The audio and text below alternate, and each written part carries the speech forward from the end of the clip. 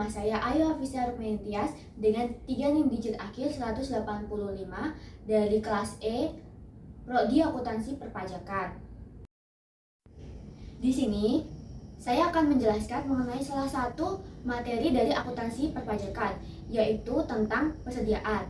Kalian tahu nggak sih, dalam dunia bisnis, salah satu yang sangat penting yaitu persediaan. Bayangkan, jika sebuah toko tidak memiliki stok barang, maka tidak akan terjadi adanya penjualan.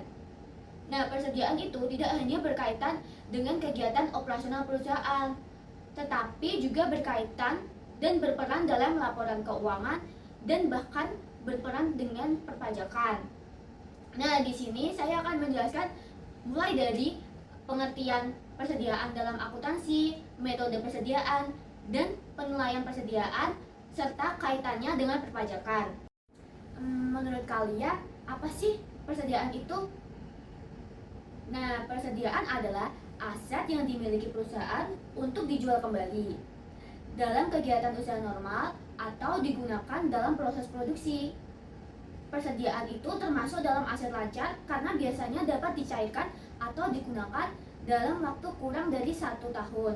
Contoh dari persediaan antara lain barang dagangan, bahan baku, barang dalam proses, dan juga barang jadi.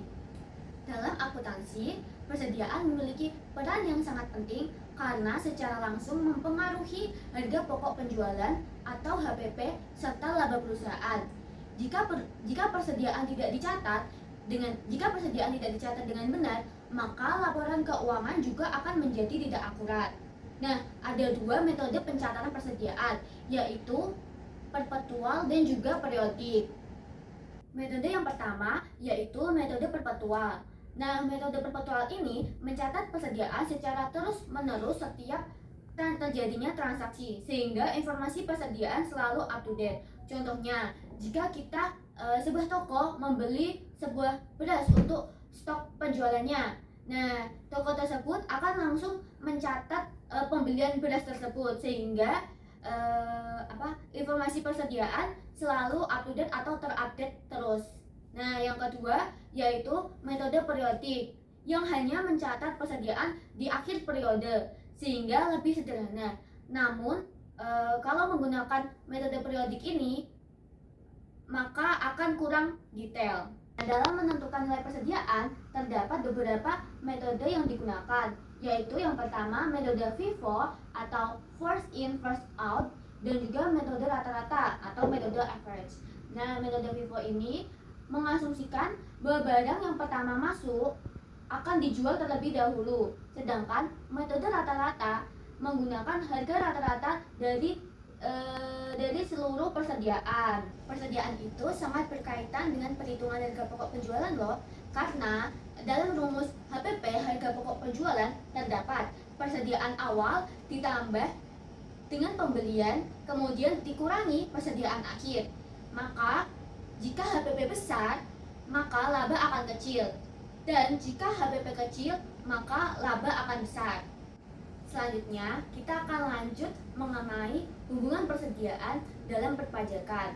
Nah, dalam perpajakan, persediaan juga memiliki peran yang sangat penting karena mempengaruhi besarnya penghasilan kena pajak. Metode penilaian persediaan yang diperbolehkan dalam perpajakan adalah metode FIFO, first in first out, dan juga metode rata-rata, metode average. Nah, tadi kan sudah dijelaskan tentang persediaan dalam akuntansi dan juga persediaan dalam perpajakan.